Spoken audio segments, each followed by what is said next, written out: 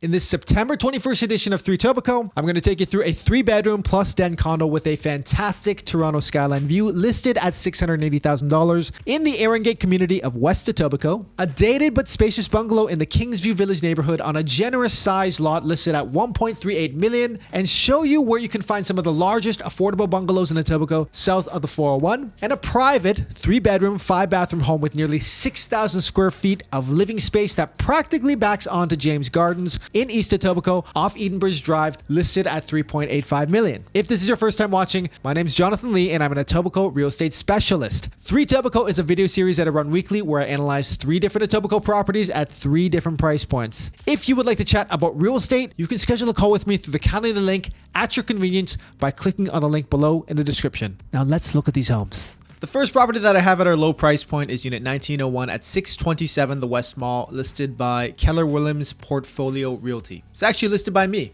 I'm the listing agent. This is part of a 2-building condominium complex located at Rathburn and the 427 in the Erringate community. And I'll show you where it is on the map. Here we are, Rathburn 427, and we're in Erringate, pretty close to Centennial Park.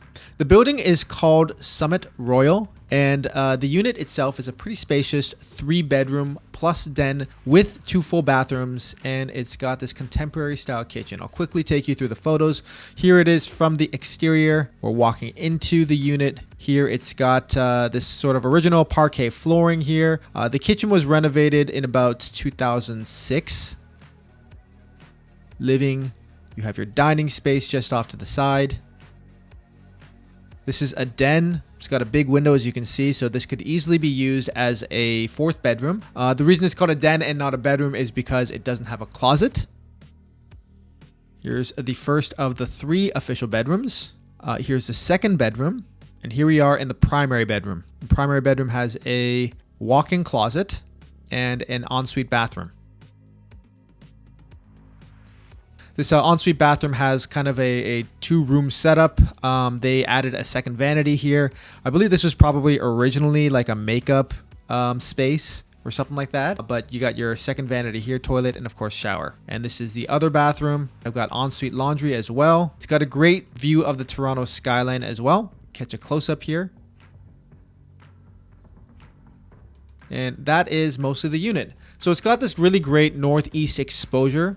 Getting that great view of the Toronto skyline, and it's got over 1,300 square feet of living space. The exact square footage, I think it's probably closer to 1,400. I've compared it to other units in the building, both through the maintenance fees and through the listed square footage. The MPAC rated square footage that I pulled says 1,330, but this unit is definitely larger than some other units that have been listed at over 1,400 square feet. And this unit does have higher maintenance fees, which makes me think that that MPAC rating is probably in error. It's listed at $679,900, and it has a monthly maintenance fee of $983.83. This includes all your utilities, your water, hydro, heat, air conditioning, and it also includes cable TV, actually. The amenities include a basketball court, tennis court that's undergoing construction. I didn't get a picture of that. Hobby room, play area, indoor and outdoor pool. It's got access to a gym at an additional fee of $80 for the whole year. It was actually a pretty decent gym. This was actually only about half of the space that was there. I didn't capture the other half because there was all these people that were working out. You can kind of see in the reflection in the mirror there. There's also a party room, a library, a kids play area, and of course a parking space. So the building was built in 1975, and at the time that it was built, it was sort of considered like a luxurious building just based off the amenities that it has. I find with a lot of buyers, there tends to be an expectation that old condo buildings will have super high maintenance fees. You know, with this instance, for this unit in this building, if you subtract about $250 a month, which is probably around what your utilities and your cable TV would roughly cost, that would bring down the maintenance fee to about $733 a month, which on 1,330 square feet is only about like 55.5 cents per square foot, which is only a penny and a half more than what you'd pay with a lot of new builds. So this building, actually the maintenance fees are very reasonable given the size of the unit. Some old buildings, they do have high fees, but it's not necessarily a given. And I think a lot of buildings get a dissociated sort of bad rap because of that, just because they're older. They're older than 30 years. Of course, as you can see, older buildings that have been well managed and were designed well, in which I mean there weren't significant repairs and remediations that needed to be done to the structure of the building because of sort of design flaws or weak spots in the building's construction, they can have better maintenance fees than most new builds. So along the West Mall here, there will be a number of older condo buildings. And if you're ever looking for a space to fit a family at an affordable price, these older buildings here, all along here on the West Mall, the northern end right around Rathburn, they're in great school zones. They're comfortably sized. They will have a generally mature population and they won't be noisy. And they'll also actually be designed well for integration into the TTC bus lines, which provide access to stations, shopping areas, etc. So that's Unit 1901 at 627, the West Mall, which is an older building, but a great option for either a first-time home buyer or potentially even a downsizer. At the mid-level price point, I have for you 55 St Georges Boulevard. It's a 3-bedroom, 3-bathroom bungalow on a 47 by 177.5 foot lot, and it's located in the Kingsview Village neighborhood and listed by JDF Realty. Show you where it is on the map here. So you can see St Georges Boulevard is sort of wedged in between Islington and Kipling and south of the 401, north of Dixon here. You might not be able to tell from the front, but this is a large bungalow. It's listed as being 1,496 square feet above ground, according to MPAC, and it was built in 1973. It's listed at 1.38 million and is taking offers anytime and is being sold by the original owners. Kingsview Village is sort of a mature neighborhood. I mean, I say mature in the sense that it's not like an old neighborhood. Of course, as you can see with this house being built in 1973, but there are a lot of seniors here. So it's not like there's young families moving in, but there are a lot of seniors here and the homes are only about 60 to 70 years old. So as with this home being sold by the original owners, I find there's a lot of that with the sales that I've seen in this pocket. The standard Etobicoke bungalow is only about 1,200 square feet or so.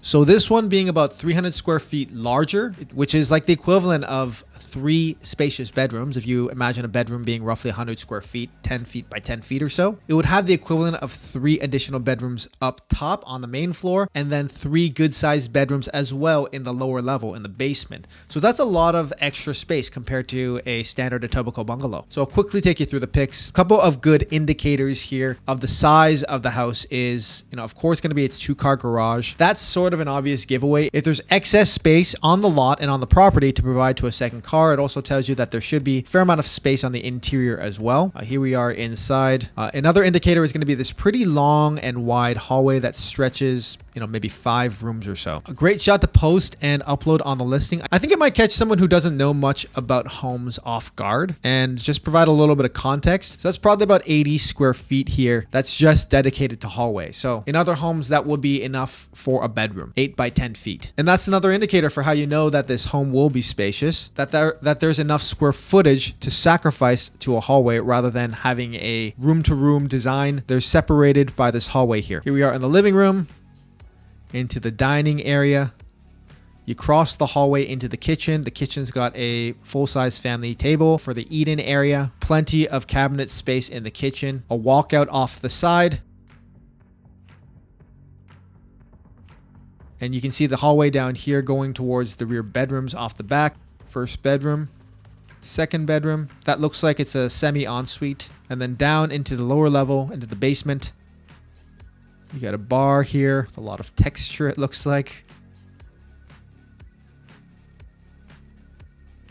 You got this arched opening with the lower level kitchen that was probably mostly used. This is like the real kitchen.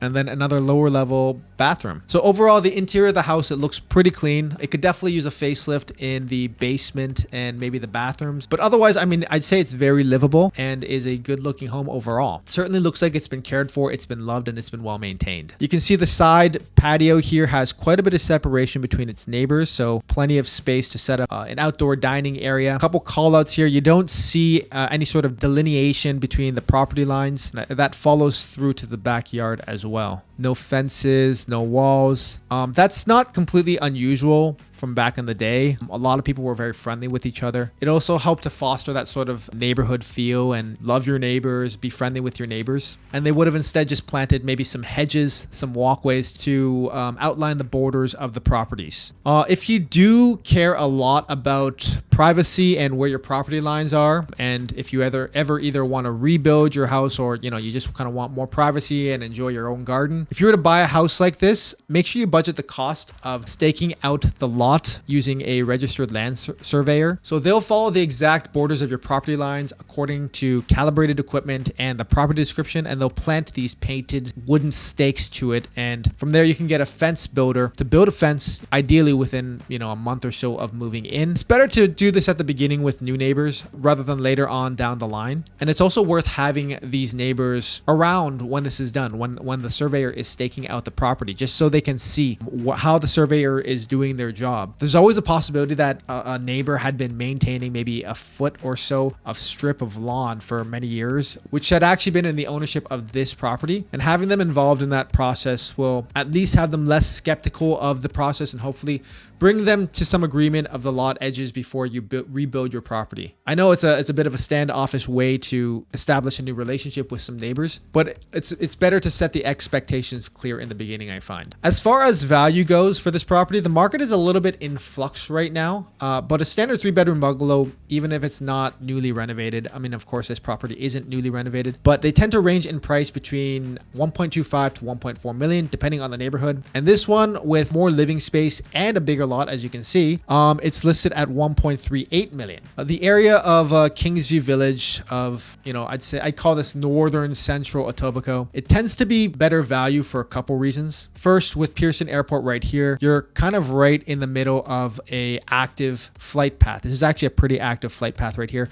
So you're gonna hear airplane noise going in and out of Pearson pretty frequently. The house won't rumble. If you're outside in the backyard doing some gardening, you will hear that noise. Second is sort of the pocket that this is located, wedged in between Dixon, which has a number of apartment buildings right here, Islington, which also has a number of apartment buildings, and then of course the 401, which is a major traffic artery. It's not exactly a location of affluence, so that tends to keep the home values down a little bit, just considering the amount that it's offering. It's still a safe spot, so I wouldn't be too concerned about that. But if you're looking for space and lot size at an attractive price, that's still in central Etobicoke, Kingsview Village is a good area to look. So that's 55 St Georges Boulevard. And the last house that I prepped for us at our high price point is 63 Edgehill Road, listed at 3.85 million by Sutton Group, Old Mill, Linda Tickens. This is a large 3-bedroom plus study, 5-bathroom house on a very comfortable 95 by 160 foot lot with nearly 6,000 square feet of living space spread out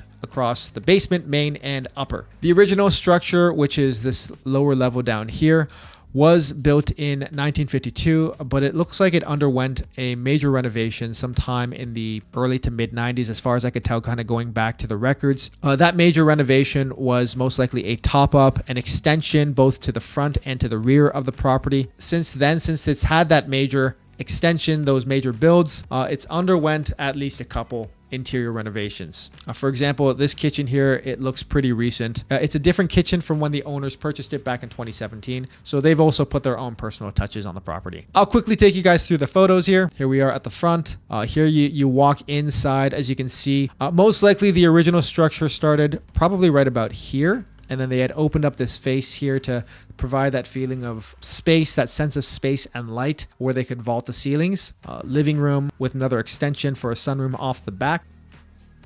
Here you are in the dining room, sunroom, kitchen. Family room off the kitchen. Walk out to the rear patio. This is the view from the entrance, of course, up the stairs. Primary bedroom with a bathtub area. Ensuite for the primary bedroom. This is going to be the study, which in the past had been a 4th bedroom. This is right off the primary bedroom. 2nd bedroom here. Bathroom. 3rd bedroom. Bathroom. And this is down in the lower level in the basement. So as you can see here, not tremendous ceiling height. This is probably about 6.5 feet or so. On the 2nd floor, if we kind of go back here, this is probably about 8.5 feet or so. And as most people probably know, modern designs, they like the ceilings really high. to give the perception of more space. This was most likely from the last reno, which was probably done sometime in the 2000s. Sauna. Here you can see the home to the rear and the amount of lawn space that this property has. 95 frontage and 160 foot front depth. You're going to have a fair amount of lawn space, that probably enough that you could kick around a soccer ball at the very minimum. So as you can see, this home is really nice. It's not the most modern home, which some people sort of expect at this price point, but I kind of want to go through with you guys location, where it is off of Edenbridge Drive. The house here is located in East Central Etobicoke. It practically backs onto James Garden here. Edgehill right here is just off Edenbridge Drive, which is basically like Humber Valley. Edenbridge Drive, it goes up a hill until it hits about Scarlet Road. That hill continues to climb here up Scarlet Road until it hits about Lawrence or so, maybe even Dixon. But let's focus sort of on Edenbridge Drive here. So south of Allenhurst Drive here, it gets pretty exclusive, but still like within sort of typical Etobicoke style homes. But once you hit about North Drive, homes get really exclusive. So 63 Edgehill is sort of within that exclusive pocket. You have very high household incomes here, very large properties, very expensive properties. So this is a pretty exclusive area to get into. I'm just going to give you a street view look at what Edenbridge Drive looks like for anyone that hasn't driven on this. It basically looks like it's an escarpment, and you can see a lot of these homes have very unique and custom designs. 63 Edgehill, it sides onto this small community center. This is run by the city of Toronto. It hosts like art and fitness classes. But it also sort of backs onto James Garden here, which is a pretty large park. Stretches all the way down to the Lambton area and sides onto the Humber River. And on the other side of that is Lambton Golf and Country Club. Of course, James Garden being in an area where there are really large homes on really large lots, not as much density here. It's not a super busy park. Overall, despite its older styling, I think that 63 Edgehill exemplifies a lot of features that high ticket buyers, they seek in a home. And I want to go through that with you guys. So luxury buyers, which in Etobicoke at least, I'd qualify as someone buying over maybe the $4 million price point in the freehold market. They're looking for specific criteria with regards to their homes. And I find that criteria is first, privacy. You know, a place that's very private, it isn't exposed, it has some buffer space between the neighbors, especially when you go into the backyard or the front of house. It's quiet. That should be self-explanatory. Location-wise, being in an established, exclusive, or prestigious location, potentially backing onto a ravine or park. Size, they're also looking for size, livable square foot, rear yard space. Luxury house, $4 million and above. It has to be over 5,000 square feet as well. And then just finishes and design. New build versus older style home and finishes. This one I qualify as sort of an older style home with a little bit older finishes. So to hit on all 5 of those, privacy, quiet, location, size, and finishes, I find you gotta go above $4 million. But if you're willing to compromise on one of those, you can find a place under $4 million, you know, be it location. Of course, this property is in a very exclusive pocket, so that's not where they're compromising. Maybe it could be quietness or privateness. You know, maybe you're fronting or siding onto a main road where it's a little bit more exposed, a little bit louder. Or in the finishes like this home has, which is why they're listed at $3.85 million. The thing is, of course, with any property, you can only change or alter the last 2 things, which is the size, putting an addition on, adding a second story on, etc., or the finishes, improving those finishes to refresh the property, make it look like a new house again. The other ones, privacy, quiet, location, those ones, of course, can't be changed. So there is a higher weight for a luxury buyer on those factors. For most of us, our homes are our greatest asset, and our net worth, it kind of starts with our homes. But when you're buying north of $4 million, that's often not the case. So privacy, quiet, location, it's something high ticket buyers won't often compromise on, which is why if you look around on the MLS on House Sigma, you'll see some really exposed new luxury builds that are either fronting or siding on a main road that are having a lot of difficulty moving, even though they're in some really nice and expensive pockets. With this home, 63 Edgehill, I think it's pretty attractively priced for what it is. But otherwise, I do think that this property will most likely end up selling within this market period of the fall. So that's 63 Edgehill Road. So that wraps up this week's episode. If you're interested about finding more about any of these homes, or you would like to chat about real estate, you can schedule a call with me through the Calendly link below. Thanks for watching, and I'll see you guys next week. Cheers.